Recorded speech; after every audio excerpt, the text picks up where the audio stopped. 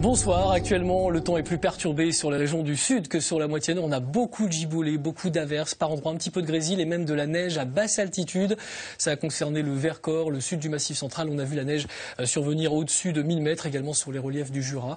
Et puis les pluies, donc les averses qui se sont succédées sur une grande partie sud du pays. Vous voyez qu'elles se rabattent également, ces pluies, sur le nord de la France. On est encerclé par les nuages. Au sommet de ces nuages, d'ailleurs, les températures sont très très basses, autour de moins 30, moins 50 degrés. Voilà pourquoi il y a autant d'humidité autour de la France et sur le pays.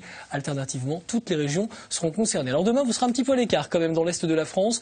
Entre l'Alsace et le Massif central, on aura quelques coups de tonnerre mais moins d'averses, beaucoup de nuages sur le centre du pays et puis également un temps plus ensoleillé avec du vent en Méditerranée, quelques flocons encore sur les Pyrénées ou sur le nord des Alpes. L'après-midi, retour d'éclaircies sur la Bretagne et la Loire-Atlantique et encore quelques orages dans l'est, mais là aussi on aura quand même quelques éclaircies, davantage de soleil sur le sud de la vallée du Rhône et également la Méditerranée. Température demain matin comprise entre 5 et 12 degrés. L'après-midi, ça va rester bas pour la saison, mais quand même, ça sera un peu plus agréable au sud qu'au nord avec 20 à Montpellier et Bastia, 17 degrés pour Strasbourg, 16 degrés pour Brest et également pour Paris. Alors pour la fin du mois, toujours autant de nuages vendredi, après quoi ça va quand même s'arranger.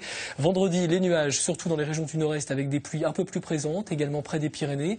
Attention avec la fonte des neiges, on aura quand même des sols détrempés. Et puis un temps plus calme par les côtes de l'Atlantique, c'est par là que l'anticyclone va revenir avec dans un premier temps un vent frais, mais globalement l'assèchement de la masse d'air et donc beaucoup moins d'averses samedi sur quasiment tout le pays, sauf dans l'est et près des Pyrénées. Vent violent en Méditerranée avec des rafales de Mistral et de Tramontane à près de 100 ou 110 km par heure.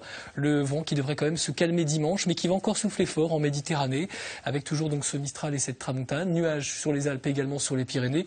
Et puis un temps sec partout ailleurs et parfois de très belles apparitions du soleil, des températures en légère hausse, même si ça reste encore un petit peu juste pour la saison. La bonne nouvelle, ça va persister la semaine prochaine. Temps sec lundi quasiment partout.